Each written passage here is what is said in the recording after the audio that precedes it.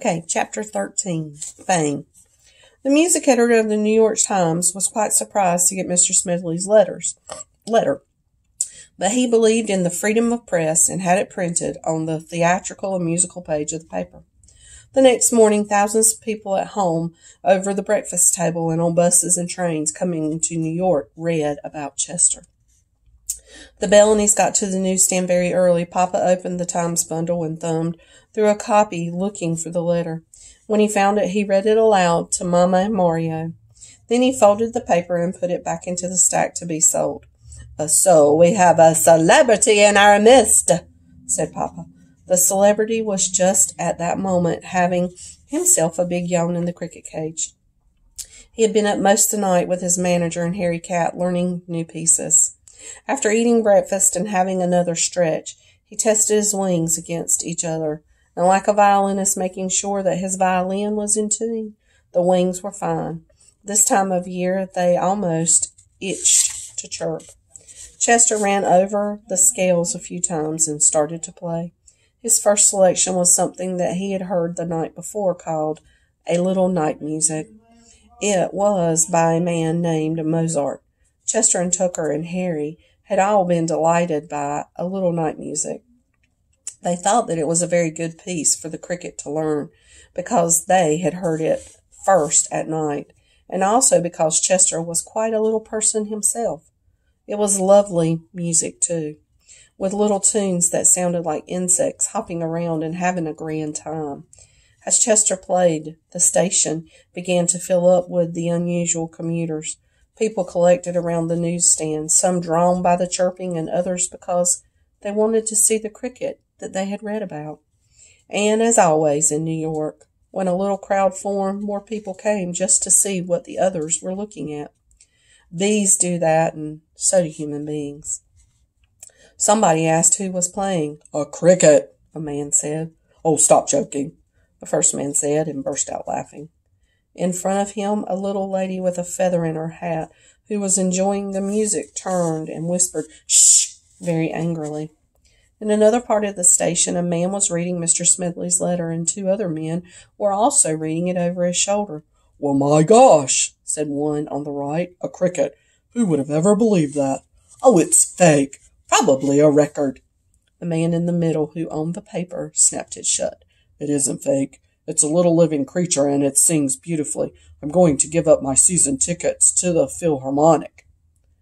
Everywhere people were talking and arguing and listening to Chester. Mario made a pile of old magazines and put the cricket cage on top of them so that everyone could see better and hear more clearly. When Chester finished one number, a shout of "More, more!" rang through the station. The cricket would catch his breath, have a sip of water, flex his wings, and begin a new selection as fast as he could. When the crowd grew and grew, Mama Bellany never had seen such a crowd around the newsstand. But she wasn't one to be dazed by good fortune that she missed out on a chance, taking a bundle of Times under one arm. She worked her way around, murmuring softly as to not to disturb the music lovers. "Read about the cricket. Read about the cricket. It's in the New York Times." People snapped up the papers like candy. Mama had to keep coming back to the newsstand for a new load, and in less than half an hour, the whole stock of the whole stock of the Times had been sold. "Don't sit with your eyes shut," Mama whispered to Papa. Papa Bellany was one of those people who enjoyed listening to the music most with his eyes closed. She put a bunch of musical Americas into his arms. "Try these in a good time. And now." Papa sighed, but did as she asked him to, and in a little while all the copies of Musical America were gone. It is safe to say that there had never been such an interest in music in the Times Square subway station as there was on this morning. Over in the drain pipe, Tucker Mouse and Harry Cat were listening too. Harry with his eyes closed like Papa Bellany. There were so many human beings that they couldn't even see the newsstand, but they could hear Chester chirping away on the other side of the heads and legs and backs. His clear notes filled the station. "Didn't I tell you? Look at them all. There's a fortune in this. I wish of us was big enough to pass the hat. But Harry only smiled. He was happy right where he was, just sitting and enjoying the music. And the crowd kept growing. That first day alone, there were 783 people late to work because they had stopped to listen to Chester. During the next few days, other papers besides the Times began to run articles of the cricket. Even Musical America sent an editor down to hear a recital, and Chester was news on the radio and television. All the announcers were talking about the remarkable insect who was delighting throngs in the Times Square subway station. So here's a picture.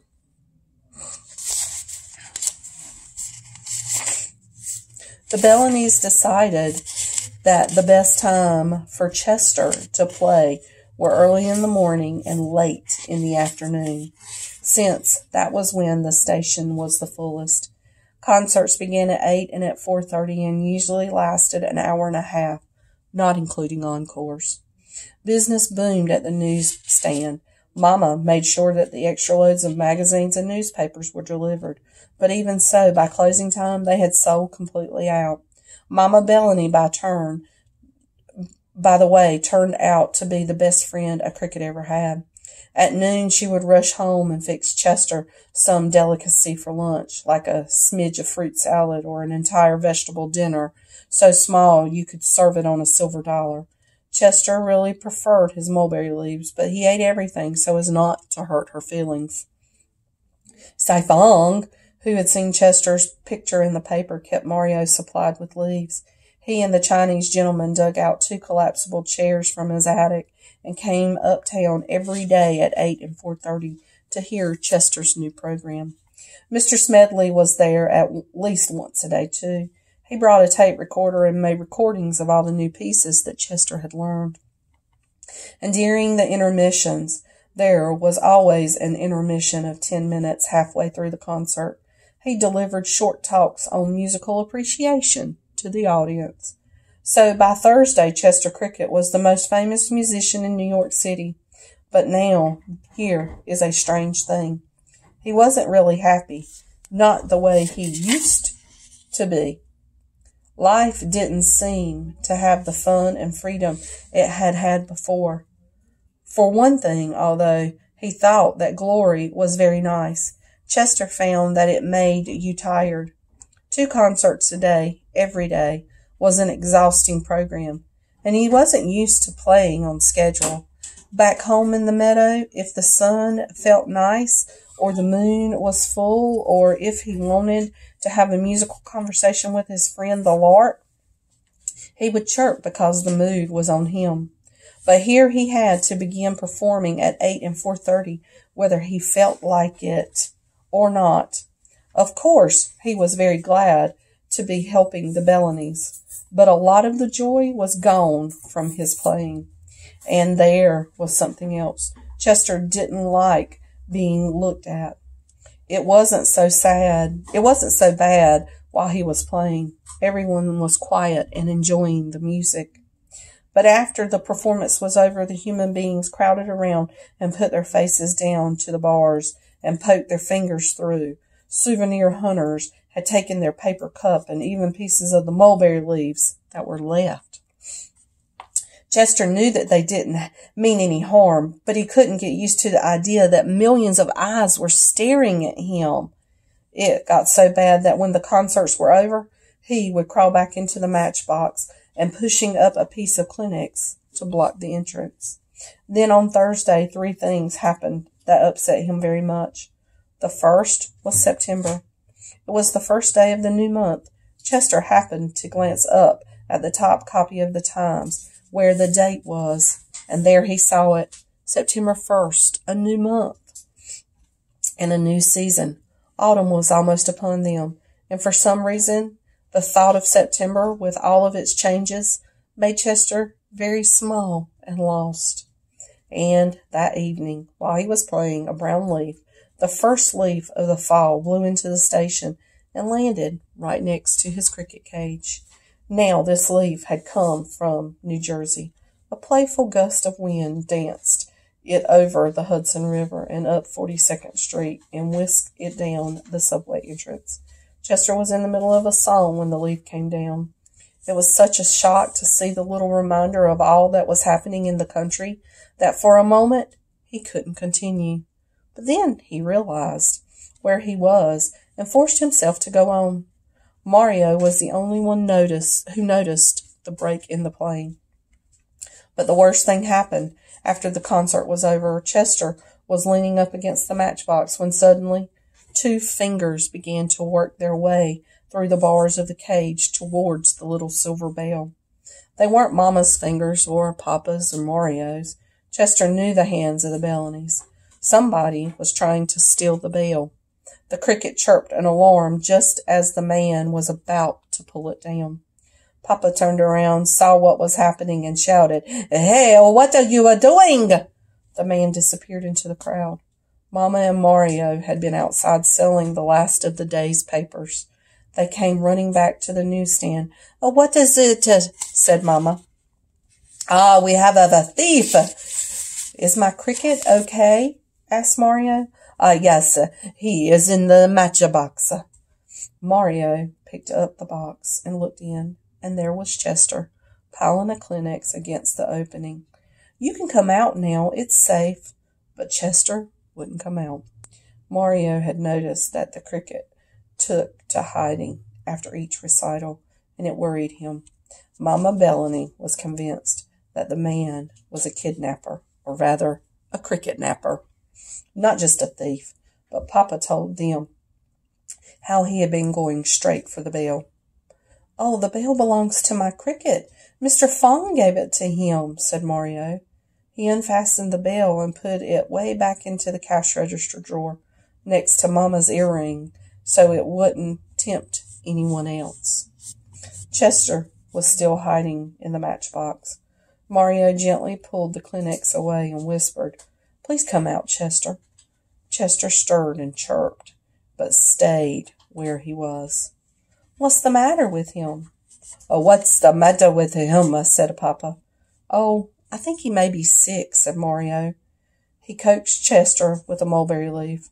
The cricket poked his head out of the matchbox, and then he saw that the crowd had broken up, and he jumped into the palm of Mario's hand. "You should have taken him to a bug doctor. What do you call them?" "An entomologist," said Mario, holding the leaf for Chester to nibble. "Take him to an entomologist," said Mama. "Well, he might just be tired. We could give him a rest for a few days." Chester had eaten as much of the leaf as he wanted. He gave a short chirp for thank you and jumped back into the box. "He isn't happy anymore." "Well, how do you know?" "Oh, I can tell. I know how I'd feel if I were a cricket." Mario put the matchbox into the cricket cage. "Next week school begins. You've got to promise that you'll take good care of him while I am not here." "Oh, we will, Mario. We'll like him too, you know," said Papa. And the boy stood looking down at the cage. His forehead was drawn together in a worried frown. "I almost wish that he hadn't come to New York if he isn't going to be happy here." Chester heard him and thought about what he had said. He thought about it while the Bellanys were fitting on the cover and later in the darkness. After they'd gone home, he was still thinking about it. Then quickly, like a rock snapping into place, something was decided in his mind. Chester felt very good after the decision had been made. He sighed, his wings and legs all relaxed as he waited there for Tucker Mouse.